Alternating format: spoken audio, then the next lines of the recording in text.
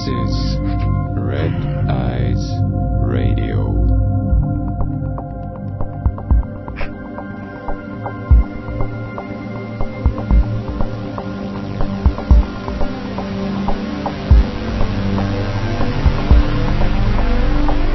Good day and good evening, my friends, wherever you are. From the hot west coast of Sweden, this is your host, Henrik Palmgren, editor of the website red-ice.net. Thank you for tuning in to Red Ice Radio. This is our weekly show here on bbsradio.com, and you can hear us here every Thursday at 1 p.m. Pacific or 9 p.m. Greenwich Mean Time. And I'm glad you are here, and I hope that you know that we will continue today with our part 3 of our ongoing series with Michael Tsarion. And of course we will also continue with our contest, so I hope we have some hungry listeners out there who are tuning in live and would like to give us a call later on as we get to round 3 of our contest. And I can also mention that last week Daniel Whitaker from Leeds, England, sent us a mail after the show with the correct answer. And Michael's question, of course, was where the stone of Bethel is located. And it was a bit of a tricky one, but after a few answers we got the correct one, which of course was Newgrange in Ireland, for all of you wondering about that. So congratulations to Daniel Whitaker on the DVD there. And we still have 4 left of the from the series, Origins and Oracle series, to hand out. So participate in today's show in the contest, and if you win, you'll be able to pick the one of your choice of the remaining ones. So this is the number you should call when the time comes later on. 1-877-876-5227. Again, that's 1-877-876-5227. And just add 001 in front of that number if you're calling from outside the US. And we'll be giving out those numbers again later on, so no worries about that. And now we have gone through a few of the many areas of Michael's research, and as we continue, as we progress forward here to try to, we're going to try to tie this all together for you, and there are so many different areas to touch upon and many threads to unravel, and this stuff needs to be, sorted out if we're going to be able to understand all of the crazy stuff that is happening here today. And to dive into it, I mean, this is about, we're going to talk a little bit today about Judaism and the connections to Freemasonry and, the secret societies of both the modern and the ancient world, like the cult of Aton, and how they are behind the creation of the Bible, and now the end times of this game plan that is described in the Bible is being played out, a third world war, basically. If you let me highlight again a quote here that Michael first brought to my attention a while back, that is a quote by Albert Pike when he wrote a letter to Giuseppe Mazzini. And Albert Pike, of course, is the Sovereign Grand Commander of the Scottish Rite of Freemasonry, and he wrote this: "The Third World War must be fomented by taking advantage of the differences caused by the adjuncture of the Illuminati between the political Zionists and the leaders of Islamic world. The war must be conducted in such a way that Islam, the Muslim Arabic world, and political Zionism, the State of Israel, mutually destroy each other. Meanwhile, the other nations, once more divided on this issue, will be constrained to fight to the point of complete physical, moral, spiritual, and economical exhaustion. We shall unleash the nihilists and the atheists, and we shall provoke a formidable social cataclysm, which in all its horror will show clearly to the nations the effect of absolute atheism, origin of savagery, and the most bloody turmoil. Then everywhere the citizens, obliged to defend themselves against a world minority of revolutionaries, will exterminate those destroyers of civilization, and the multitude, disillusioned with Christianity, whose deitistic spirits will from that moment be without compass or direction, anxious for an ideal but without knowing where to render its adoration, will receive the true light through the universal manifestation of the pure doctrine of Lucifer, brought finally out in the public view. This manifestation will result from the general reactionary movement which will follow the destruction of Christianity and atheism, both conquered and exterminated at the same time. With that, I say welcome back to the program, Michael, and what do you think about that quote? Yeah, hi, San Henrik. That's a great quote, and again, could say several things about it. First of all, these guys who write that are writing to their own brothers, so they're not just shooting the breeze, they're not addressing the public, and that's why we can trust what they're saying. We need to read every word very carefully. We need to bring their own documents out into the limelight, because that does two things. That stops people from dissenting against people like us. You know, because if your ground is in the writings of these individuals, then you see you're on very strong ground, because anybody can muck-sling at people like us when we start to bring up these subjects and try to impress its importance on our brothers and sisters in the world. And of course, we know what their first reaction is, which is to just completely, dismiss it. Yeah. And to defy us and to try and shout us down. Because as I've said so many times, to my audiences, we better understand that when you set yourself up as a teacher, you're also setting yourself up as a threat. In fact, I've often said that the word teacher is synonymous with the word threat. As soon as you try to come up against people's belief systems, you're going to be perceived as a threat. That's obvious. Yeah. But once you go to the actual horse's mouth, so to speak, and you reveal passages like that, and that's not the only one. Anyone who's bothered to read the works of the revolutionaries like Mazzini, and anyone who's bothered to read Albert Pike and all of his henchmen, and the many hundreds of other people working for secret societies, right up to the present day.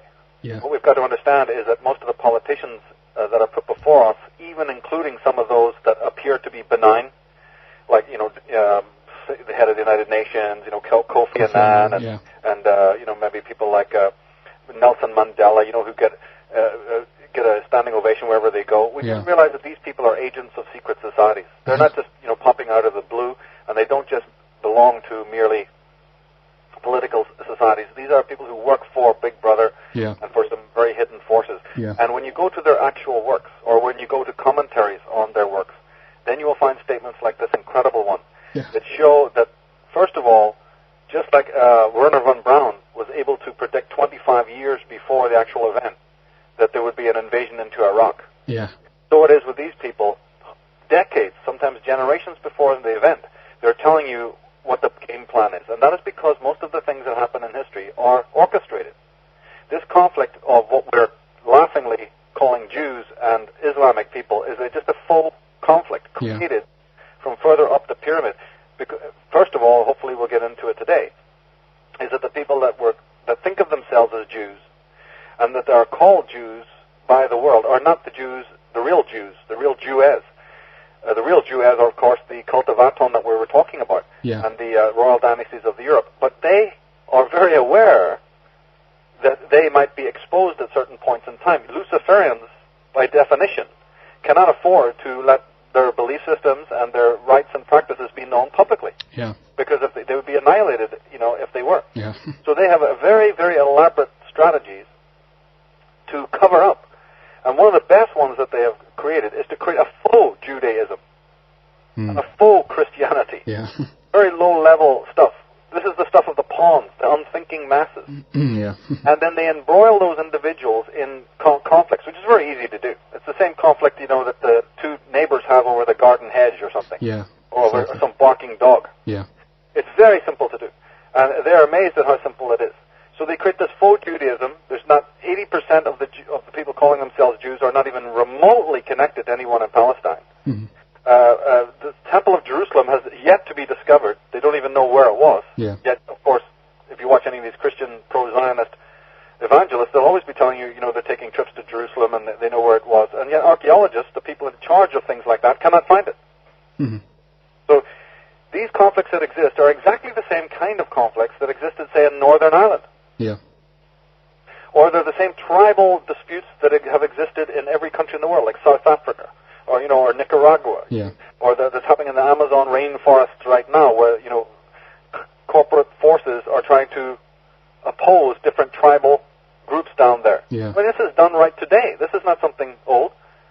Exactly. Look at Bosnia. Look at what's going on. These are tribal situations. Now, the conflicts that are happening in the Middle East today, Iraq, Iran, Saudi Arabia, the Arab Emirates, okay? Yeah. That is a precise creation of the British government post First and Second World War, when they divided up those states into very, very antithetical segments, where they put very unlike people close at hand.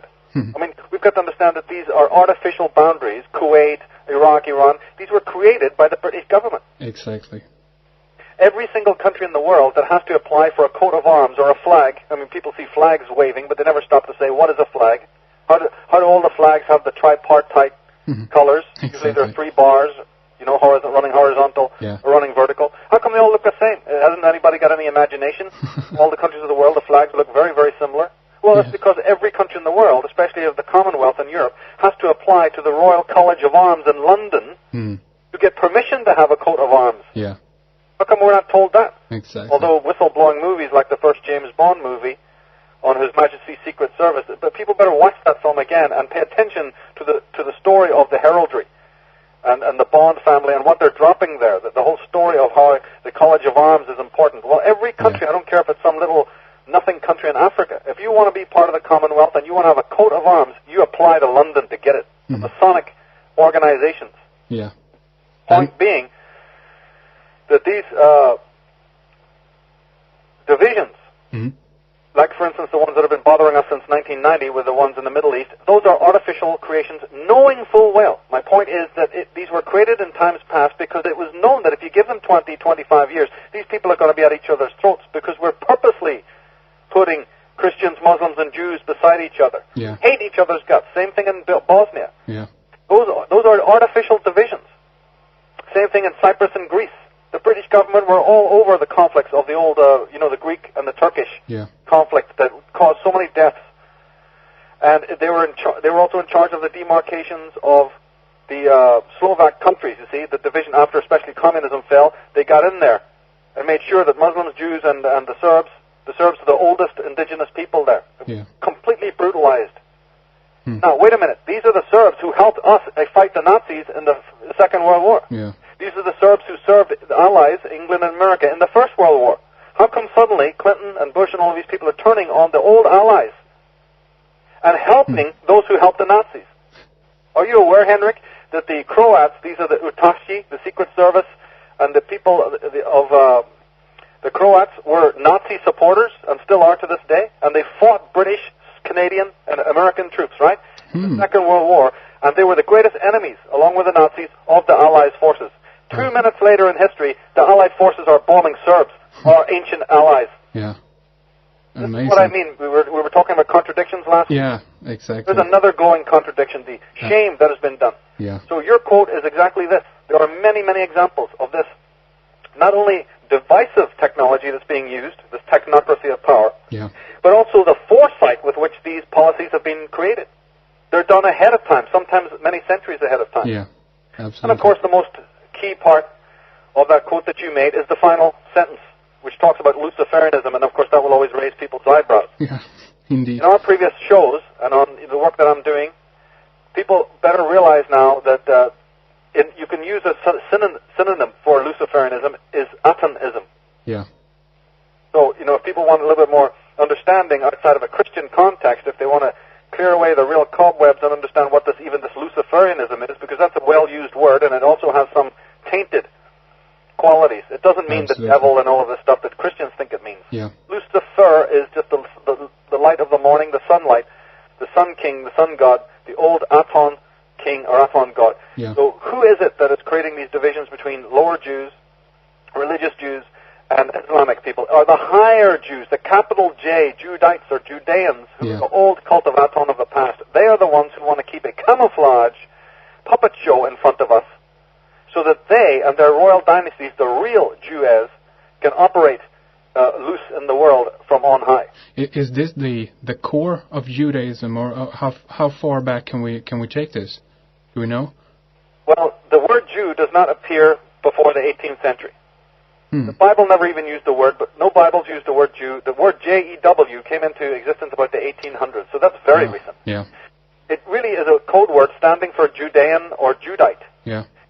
researchers will tell you that refers to those who lived in Judea.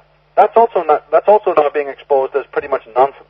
That there was no such place as Judea, and it didn't refer to any coherent group of people. That's all just mind-controlled consensus trance of Judeo-Christianity that brought you up from day one, telling you that there's a place called Judea, or peoples that were known as Judeans.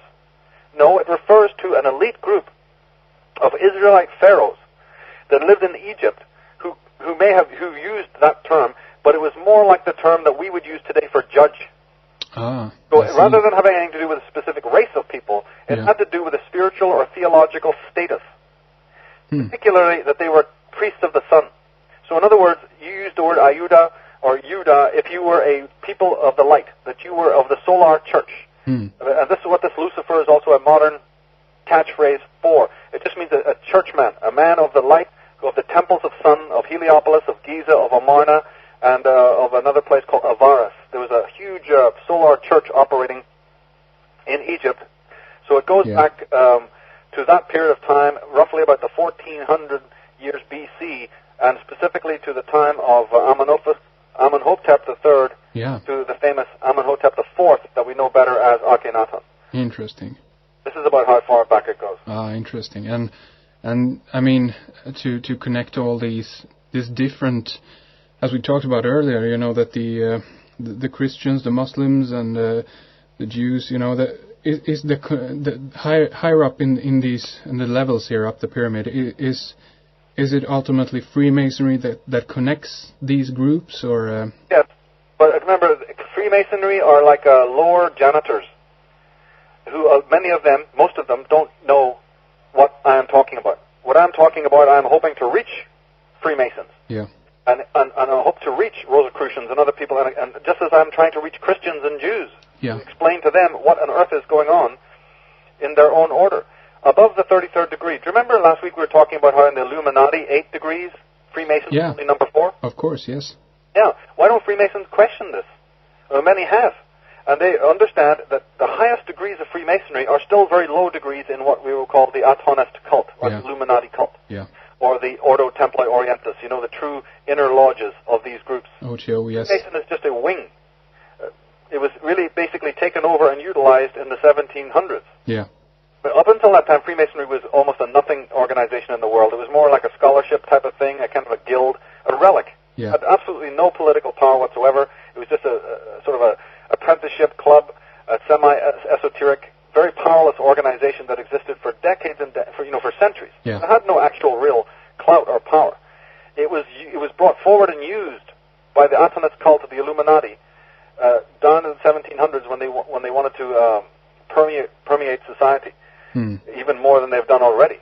Yeah. But let's be under no mistake that the people who are at the top of the pyramid, very high up in the Atonist cult, are nothing more than the royal dynasties of Europe. And even many of those characters are still outward lieutenants.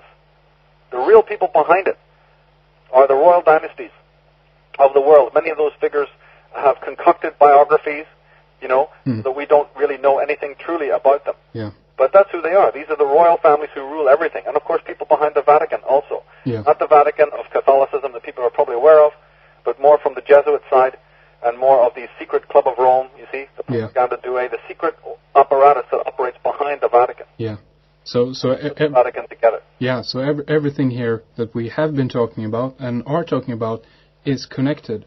And we just have to, find the correct threads to get to the source. And as you have said previously in your works and your writings and in your DVDs, that we have to go further back in time. And now we have all these smaller organizations that have been popping out from the larger ones, and now people are confused and don't know where to look or don't know who to blame, so to speak. And your job here, I guess, is to sort this out and get us further back into history where we are able to pick up on this thread. Right, and one of the greatest problems is that the Bible has been grossly misinterpreted. First of all, like we said, the word Jew was not used until about the 1800s. We also find out that when people are talking about the religion of the Jews and they claim it to be the Torah, we've also got to understand that that is also only a very small part of the truth. Yeah. The Torah was basically the foundation of the Bible. And the Bible was put out in front of people in the 1600s. Yeah. So very late.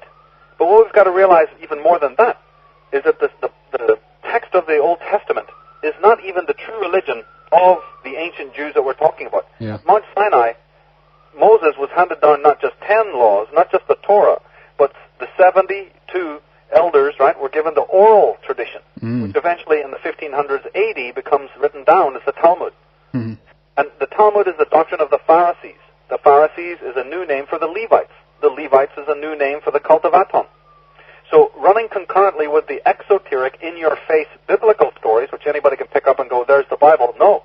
Behind that is the secret oral tradition. They even tell you about that themselves. Yeah. It's not any opposer making that up. That's them telling you themselves that they have a hidden secret law, which is not good enough for even their own other 12 tribes. This was only handed to one tribe, the tribe of Levi. Yeah. Well, I'm here to tell people what that extra biblical, testament was. Yeah. This is the old Egyptian concept that you're really worshiping Adonai. That Jehovah is nothing more than Adonai, is nothing more than Aton or Adon. Exactly. And that you are operating from an oral tradition. So don't forget that when you're talking Judaism, are you talking Talmudism? Are you talking Phariseeism? Because there's a world of difference between the Jewish religion that's put before us today, where people are, maybe reading the Torah, and the secret tradition of the rabbinical, Pharisaic, Luciferian, Talmudic school, which involves Kabbalistic studies, which came out of Egypt. Not that there's anything negative or evil about the Kabbalah. It's just one of the secret, doctrines that they operate with. Yeah. And one other interesting thing about this, again, we talked about it in previous shows. People say, well, who did this? Again, they can't get a fix on where this was done. A lot of this rescripting of Judaism was done in Rome. Yeah. During the Roman times when Rome became, converted through the works of the impostor Paul. But before before the Judaism was accepted by Western culture, by Gentiles, a lot of this work was done by a group called the Gaonim. And this is why you see the letter G inside the Masonic compass. It's just like putting a signature. When you're finished a piece of painting, or you're finished something, you put your signature on it. Yeah. That G is the signature of a super Levitical group that was in charge of the oral secret tradition, and who knew that they had to codify it. What I'm saying is that they realized that you better not operate openly, because you've just been ousted from Egypt. Yeah. Your pharaoh is now a renegade. Other cultures might do the same thing, and you don't have a homeland, and you've lost most everything of the prestige that you had. So if you're going to exist, you better exist behind a cover.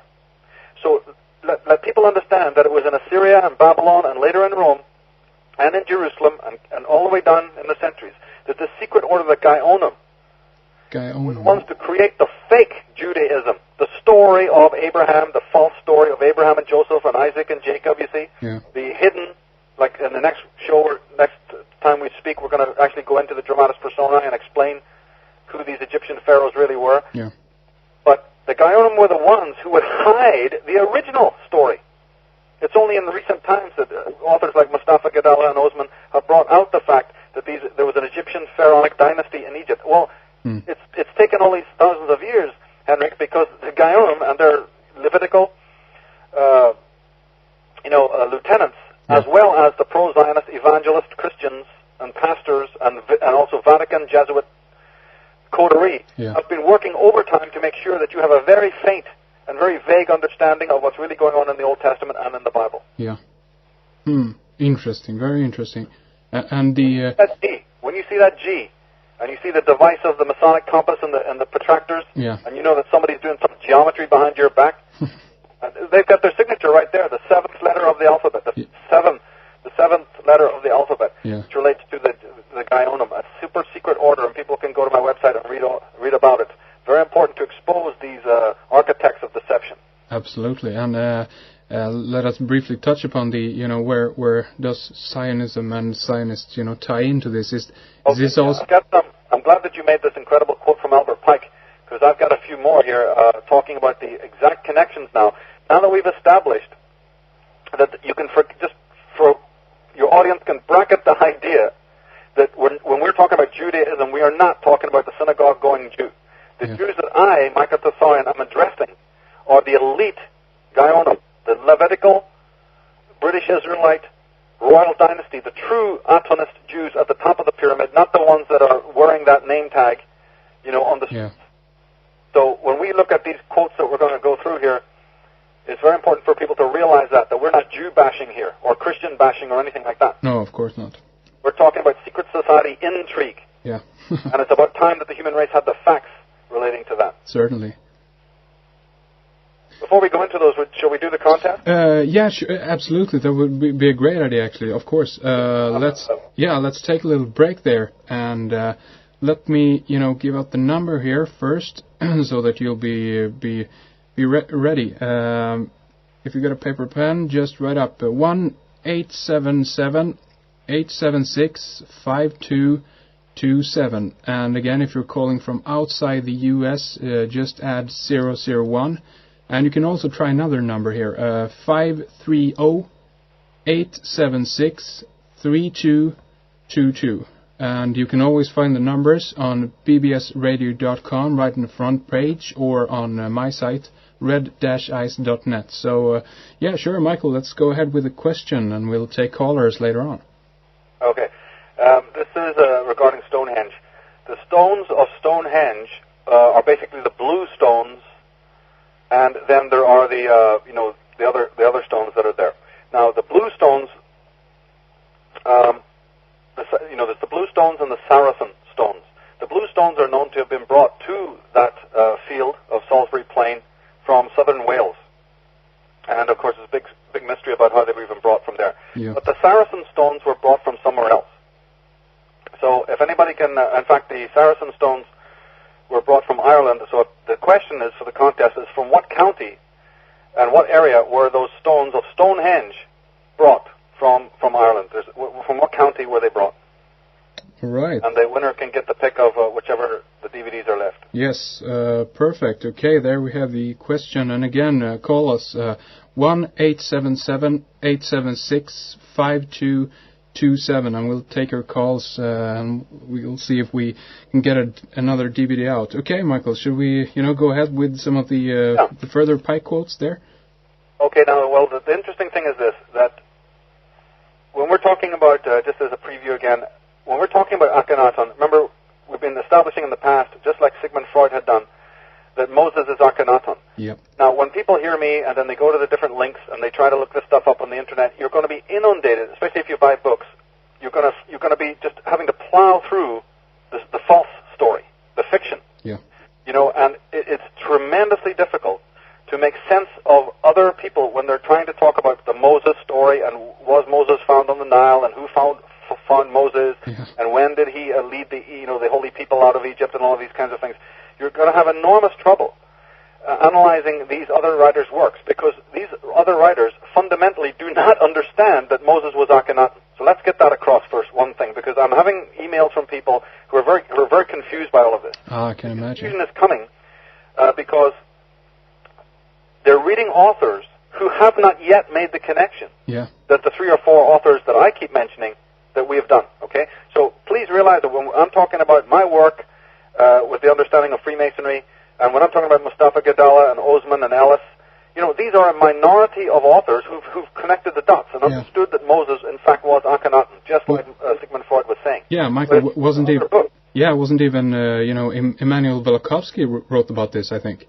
Exactly, but remember, he was very, very, very suppressed, his work. Yeah, exactly, yeah. It's very difficult to find this stuff. Exactly. Now, so when everybody else then runs to the normal, quote-unquote, Egyptian websites and books, they're going to be completely confused with the dates of the Exodus, and just there's let me just say that the whole official story is going to be a very tiresome thing to plow through. Yeah. And just remember in your mind then, when you're doing this, when you go to these works, always have it bookmarked in your head then, that it's because these people have not put together some of the dots that we are talking about on these radio shows. These radio shows are actually making history, because we are connecting dots that will eventually make the story of Egypt, the story of the Bible, and the story of modern times much easier for you. And the first rule is to just completely understand that when you're talking Moses, that's the author of the Torah, the author of the first books of the Bible, you're talking pharaohs, and you're talking Akhenaten, and never forget that.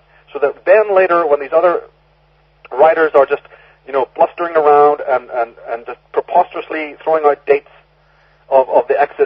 what pharaoh just happened to be around at the time of Moses. You see, or if you see a History Channel program on it, you see a movie on it. Don't get confused, because these people are not privy to what we're talking about, so they're going by a very official story. Exactly.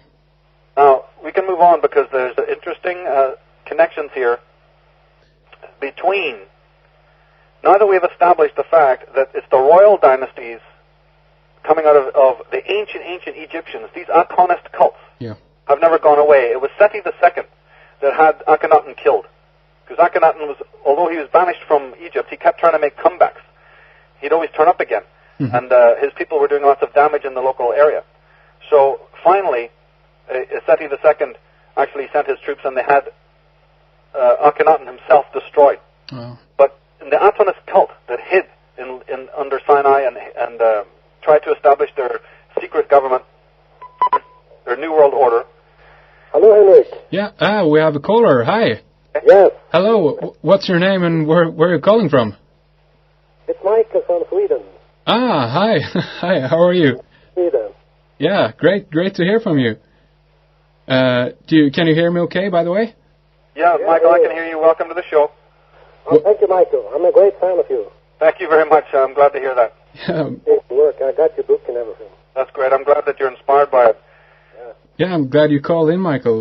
Do you have an answer for Michael's question? Yeah, I think it's Marlborough Downs. That's where Stonehenge is, right? It's not where the stones were brought from. Ah, all right. Oh, okay. Stones the Saracen stones of Stonehenge are brought from a specific county in Ireland, and we need to know where that is. Okay. Okay, Michael. Again, then. Yeah, you can try again, but you're welcome to call again. Yeah, absolutely. Call again, Michael. Keep it up. Thank you very much for calling. Bye. Bye. Thank you. All right. Yeah, sure. Go ahead, Michael. So basically, what I'm saying is that after Akhenaten died, a character called Joshua took over.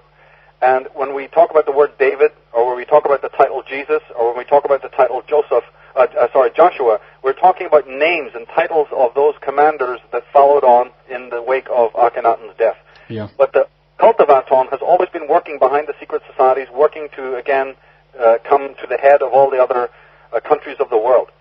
Now, we have it in the Bible. We don't have to look any further than that, where there's a covenant between God. In this case, we know that that Yahweh is nothing but Aton, and Aton is always making covenants with his people. Yeah. Okay, so when we're reading about the covenants between the so-called Jews and Jehovah, what we're really reading, now that we've become more specific about it, we find that these are covenants not between Jehovah and the so-called Jews as been put before us in Sunday school. Yeah. But between... Yeah, we have another caller here. Go ahead. Hi, I think I might have the answer, although I don't know. What's your name? Where are you calling from? I'm calling from London, England. Ah, okay. Yeah, hi, it's you again. Okay, yeah, nice to hear your voice again. I'm going to be close this time. Yeah, okay, go ahead. Okay, were they brought from Mount Killer? No.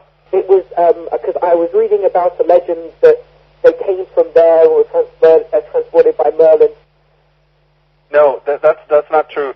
That's a legend. I'm familiar with that legend from the plain of Usnich, which was the central plain in Ireland. The central field was where the stones were meant to have been brought from. But that's actually proven not to be true, because that central plain is just a bog area. There's no way that big stones were brought from there.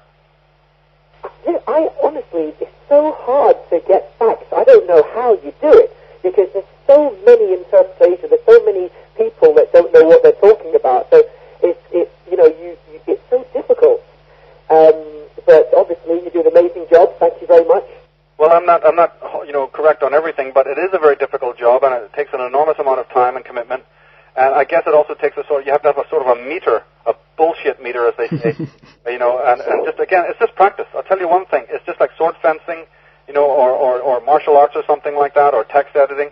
It's just purely something that comes with practice. It's not so much a gift, it's like something you have to work at, just like guitar playing or anything. It comes with work. Well, whatever. I'll be purchasing all of your work, because it's all amazing stuff, and I'll give it a couple more tries over the next couple of weeks, but I'll be getting it anyway. Thank you. I was wondering if I could just ask a question. You mentioned the royal certain members of the royal family in Europe, and also the deeper members of the Vatican regarding, the real power and orchestrators. I mean, maybe later on, or if you have the time, could you give some examples of who, if you have the time? Yes, as an answer to that question. Maybe another time. Yeah, I definitely will be hoping to do that. Or what I can also do is recommend the books that go into that specifically. So if you have my contact information and you get hold of me, I can definitely give you a list of authors who specialize in that exact field, so that if I ever don't get around to doing it, I can certainly put you onto the websites and the books that definitely do it. Well, I'll send you an email from your website. Yeah, just go ahead and do that. Thank you, Henry. Yeah, thank you. Thank you very much for calling. Talk to you later. Bye-bye.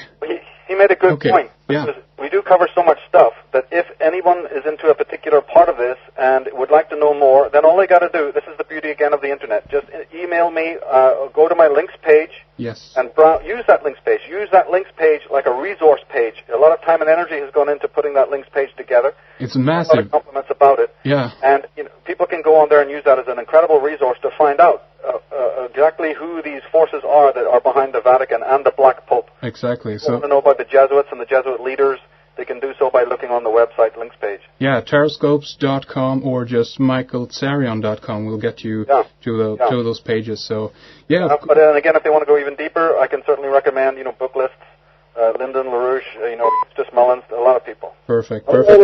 Yeah, we have another caller. Hi, what's your name? It's Michael again from Sweden. Yeah, okay, sure, man. Go ahead. Another try. Yeah. Let's hope it's right this time. Okay? Yeah, go ahead. How about the mountain of Wales? No. The South Wales was where the blue stones were brought from, not the Saracen stones. The question was about the Saracen stones. All right. Yeah, but good try. You were right on, 50% right. We're getting close. Yeah, don't give up. You're welcome to call again. Okay, thank you. All right. Yeah, exactly. As we said, full book list. That is excellent, Michael. That you can, and I was in on the links page the other day, and it's massive. It's a wonderful resource. So I also and encourage. I'm updating it all the time. Yeah, I saw that. It's amazing. So everybody use that because it's excellent. Okay. Now, when we see these covenants, I've got a couple of quotes from the Bible where we're hearing about the covenant. Yep. And just in our mind, when we hear Abraham or when we hear, the recipient of the covenant, let's just understand that it's a member of the cult of Aton. There we have another caller here again. Hi. Okay. Yeah, I have an answer for you, Michael. Sure. Go. What's your name and where are you calling from? Yeah, my name's Daniel Whitfield. I'm from Leeds in England. Ah, Daniel again. Hi, welcome. Yeah. Yeah. Go ahead, Daniel. Is it County Kildare? Yeah, that's the right answer. County Kildare. There we go. All right. We have another winner. We know that routine, but do you want to pick your DVD right now, or do you want to have some time to think about it? I'll have a look at the page that says what they're all about again. Yeah, exactly. Do you got to? You can just head on over to originsandoracles.com. Yeah. And that will be listed there, and just drop me an email. Yeah, I will do. Yeah, thank you. Thank you very much for calling. All right, cool. Yeah, cool. Yeah, bye. Okay. Yeah, there we go, Michael. We have a winner. Well done, Daniel. Yeah, well done. Absolutely. Right, yeah, the stones were brought from County Kildare of all places. And the reason why I picked that question is because, again, it emphasizes something absolutely remarkable. How many people know about Stonehenge? How many times has Stonehenge been photographed from the air? It's intrigued people all over the planet. And yet it's Irish in construction. Where's the Irish connection? What did they need to do? Put a shamrock on every stone or something? Here we have the Irish Celtic signature. Yeah. And yet in every show on Stonehenge, you'll barely hear a mention of the Celts and who they were. You'll barely hear a mention that other artifacts like Stonehenge exist all throughout the world. You will barely hear mention of the fact that at Newgrange, the great Celtic site, later archaeologists went in to break down some of the other buildings that were there. Yeah. What you'll never hear from the so-called experts of Trinity University is that when you see Newgrange and you see Knowth and you see Douth, that's only a small fragment of the temple complexes that were there in Ireland. You will not hear that pyramidical type buildings were broken down and removed. You won't hear that. Yeah, amazing. You won't hear that many stones were turned inwards so that their geometry and so that the writing on the stones was hidden. You won't hear that. Because there's been a campaign to downplay the role of the Irish. Yeah. Had Newgrange been left in pristine condition, if emphasis was given that the stones were brought from Ireland, of Stonehenge and so on and so forth, then we would have a much healthier understanding of the Irish contribution to world civilization. Yeah. And so that when people like me come on and talk about Irish origins of civilization and everybody's scratching their head and rolling their eyes, well, they wouldn't be doing that if our history books had been really properly presenting Ireland in its true, its true state. Exactly. So that's why I chose that particular question. Yeah, wonderful. But coming back to the contracts, the so-called covenants. Yeah. Let's just understand from now on, because we cannot proceed further without people understanding that when you read of a covenant between a so-called Jehovah to any particular individual in the Bible, it is really a contract between Aton, the Luciferian principle, and one of the commanders or one of the high echelon leaders. And here's a couple of examples. It says, I will make of thee, Abraham, a great nation, and I will bless thee and make thy name great, and thou shalt be a blessing. Another quote from the Torah is, he shall deliver their kings into thine hand, and thou shalt destroy their name from them. Ye shall utterly destroy all the places wherein the nations which ye shall possess serve their gods. Okay, so the Torah is inciting war. Yeah. The Torah is saying, I'm not only going to make a covenant with you, but we're going to wipe out all your enemies. Here from Jeremiah 51, thou art my battle axe and weapon of war. For with thee I will break in pieces the nations, and with thee I will break in pieces the kingdoms. So if people are telling you that biblical prophecy is coming true, yes, it is. This is the kind of biblical prophecy that's coming true, where this cult of Aton and its allegiance to its God have been successful in overriding the sovereignty and the nationhood and the tribal and ethnic and racial identity of other cultures, especially particularly those of the West, because the Western nations are coveted by them, because they're green and fertile and possess iron and tin, and, in ancient times they were very mineral rich. Here's another one. Amazing. I have made a covenant with my chosen.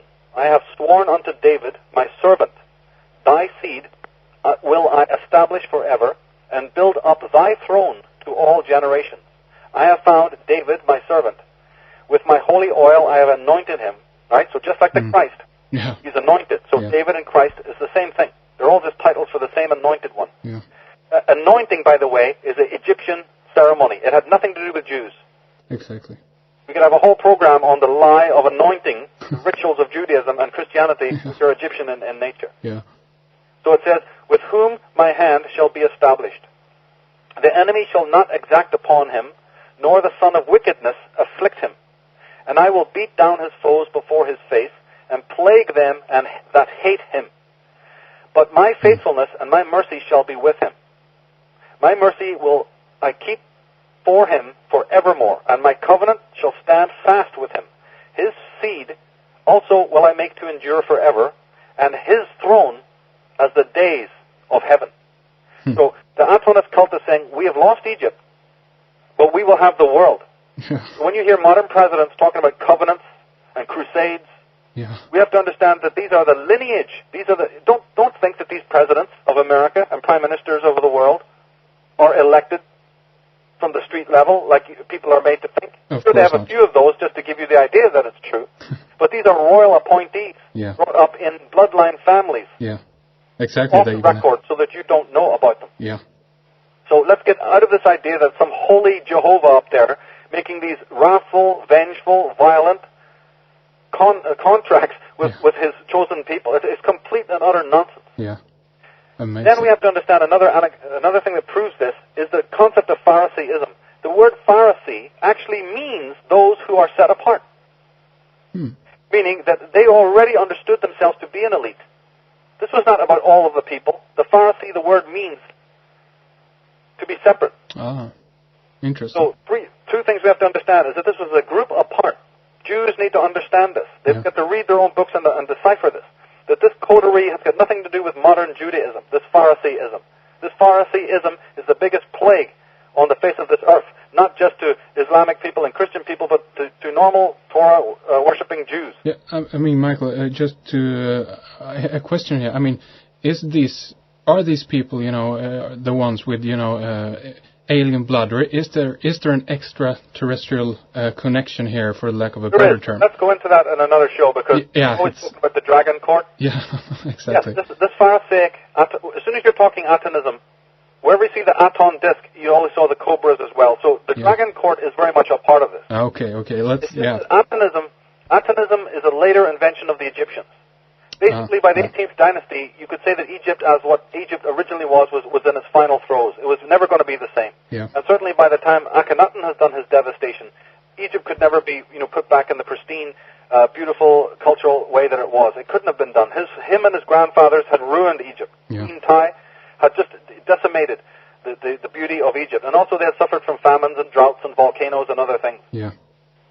So this Atonism that we're talking about is a specific form of solar worship. I don't think that sun worship itself is a negative thing. I think that it has a high side, a powerful side, and then there is this dark side, the dark side of the worship of the sun. Yeah. And it's with Akhenaten that it got skewed into this particular Talmudic, Levitical way in which many ancient teachings, like of the stellar cult and of the sign of the 12, has been co-opted and hijacked. Yeah.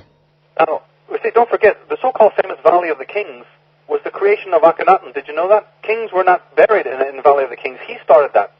Yeah, they haven't found that many, bodies in that area, right. I guess, so... The Valley of the Kings was, again, a separatist thing. Yeah. We've got to realize that the super racism that we have inherited today through the Zionist movement, and when I say Zionist, I don't mean Jewish. Yes. Well, people have understood this now, and if they don't, they better listen back to our previous shows. Yeah. When we're talking about Atonism and Zionism, we're not talking about Judaism in the way that it is known today, religious Judaism. Yeah. But this super separatist covenant, Zionism, is also featured in the fact that Akhenaten and his people did not get themselves buried in the normal places where the Egyptian pharaohs were buried. Yeah. They buried themselves in what's known as the Valley of the Kings, which is a very recent area in which they interned themselves. They wanted to be buried. Pharaohs before were never buried. They were put in sort of mausoleums or in cenotaphs. They were never buried in the physical earth. Wow. This started again also with Akhenaten. Oh, and that tells us a great deal, you see.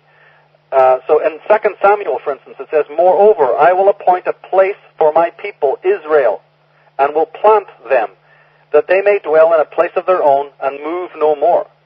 Neither shall the children of wickedness afflict them as before time." So this is 2 Samuel. Again, Israel is said to, the implication is that Israel has lost its throne, and now has to find another place that's safe for them. Yeah. All of these are referring to something. They're referring to a loss and then to a regaining of the world outside of that.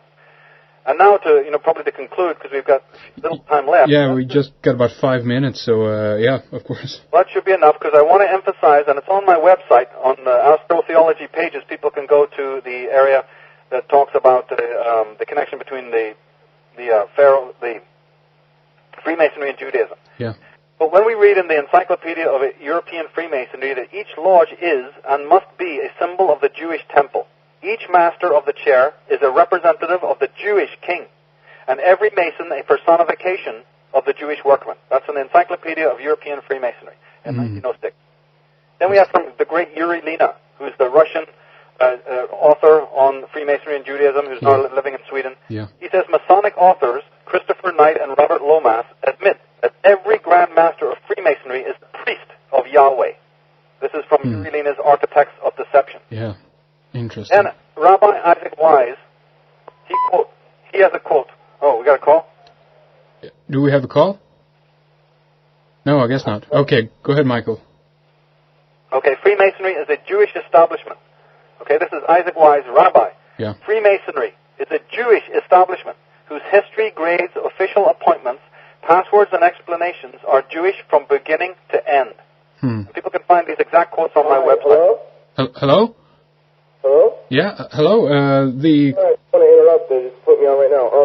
I just had a question for Michael about the age of the Sahara Desert. I was told, I heard on a program I was just watching, that it only began to become a desert 7,000 years ago. Much less. Even 300 years ago, it was barely the desert that it is now. So what caused it? I mean, I don't really believe in all the alien stuff, and but I think that you are the foremost authority for secret society information that I've found on the internet. But I like when you were talking to, I think it was George Norrie, it always seemed like he would try to spin you into talking about aliens. Well, thanks for your question. We're going to have to answer that question later in context. We're getting off the subject of where I want to go right now, but you can either email me personally about those questions, or we will certainly deal with them. And in my DVDs, I've dealt with everything that you're talking about. The age of the Sahara Desert, and many of these other points are also dealt with in the Atlantis DVD. It's very, very important, connecting to the age of the Earth and the creation of the deserts in modern times. Very interesting questions. But, that's a huge thing. Keep up the good work. I'll hang up. Thank you. Please email me, and I'll be certainly happy to go into it, privately. Yeah, thank you very much for your call. Well, thank you. Bye. Thank you very much for your call. Yeah, Michael, we can, dive into the extraterrestrial alien connection in a later show, perhaps. Yeah, no doubt. Sort out great questions, and they need to come out. Exactly. In the context of what we're doing right now, I just want to finish these quotes. Absolutely. From the Jewish Guardian of 1922. It says, Freemasonry is born out of Israel. Okay? The Jewish Tribune of 1927. Masonry is based on Judaism. Eliminate the teachings of Judaism from Masonic ritual, and nothing is left. Or the quote is, what is left? Question mark. Then we have from the opening speech of the B'nai B'rith. This was published in 1936. We have founded many secret associations which all work for our purpose, under our orders and our direction. One of the many triumphs of our Freemasonry is that those Gentiles who become members of our lodges should never suspect that we are using them to build their own jails. Upon the terraces we shall erect the throne of our universal King of the Jews, and should never know that we are commanding them to forge the chains of their own civility to our own future King of the world. So again, from the horse's mouth, Michael Tsarion and David Icke and Yuri Lina, we aren't making a thing up here. We are not some crazy, fringe, freaky, conspiracy nuts. No, of we are not. exposing the creatures in the White House and in the City of London who sit on the thrones of the world, whose sadism and dementia is so incredibly intense that how dare they turn around and say to the flock, beware of conspiracy theorists. Who is that asking you to beware of conspiracy theorists? Exactly. The most sadistic, evil, Luciferian, molesting, megalomaniacal people are telling you to not use your own brain and find out what's going on. Now, as we can see from these quotes and others, and we can end with this because this is the most key point, let us not now use these quotes, as so many scholars out there are using, to bash Jews. Normally, when quotes like that are read, it is on anti-Jewish, shows or in anti-Jewish paraphernalia and books. And I will not be lumped in with those people because it is not the Torah Jew, the religious Jew of today's modern world, exactly, who has no tie to the people that I am talking about. I am implicating the Habsburgs, the Hanoverians, the Saxe-Coburgs, the Gothas, the whole slew, and the Vatican. Exactly. Of the Vatican states. Exactly. And we need to that needs to be done, and people, they can raise their eyebrows just so long, I guess, and after a while, hopefully they will pick up on this also and just, don't be stopped. If people want to stay, if people are so, blinded into their Judaism that when somebody is speaking about this kind of thing, they identify so strongly that they personally take exception, there's nothing I can do about that. Yeah, exactly. I'm a teacher, and I expect people to have an open mind, to listen, and to step outside their narrow-minded dogma. That's the right of a teacher to ask for that. But I am not responsible if some Jewish person who hasn't done their homework, who doesn't want to listen, and who's identified himself with this evilarchy, with this Zionistic, Atonistic, Egyptian, broken cult, if they want to identify with that and think that that's what the Torah is talking about, that's what their God is talking about, then by all means believe that lie. I am not addressing you. I have no, nothing to say to you. Yeah, we have to end the program there, Michael. We're flat out of time, so thank you again very much. Thank you. Everything. So good luck to Daniel.